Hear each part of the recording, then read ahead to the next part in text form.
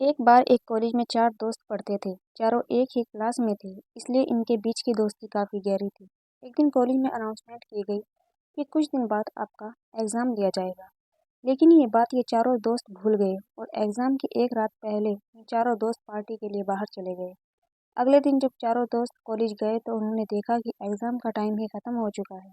तब इन चारों दोस्तों ने एक प्लान बनाया और कार का ऑयल अपने कपड़ों पर लगाया और प्रिंसिपल के कैबिन में जाकर प्रिंसिपल से कहा कि हमारी कार का टायर पंचर हो गया था, इसलिए हम एग्ज़ाम नहीं दे पाए। प्रिंसिपल ने कहा कि ठीक है, तुम कल कॉलेज आ जाना, तुम्हारा एग्ज़ाम ले लिया जाएगा। चारों दोस्त खुश होकर वहाँ से निकल गए और ये सोचने लगे कि आज तो हम बच गए।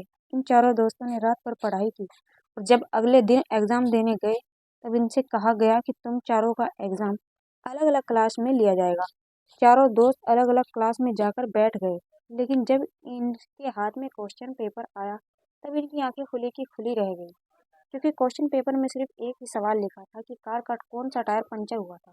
चारों दोस्त हैरान हो गए। तब उनको अपनी गलती का एहसास हुआ।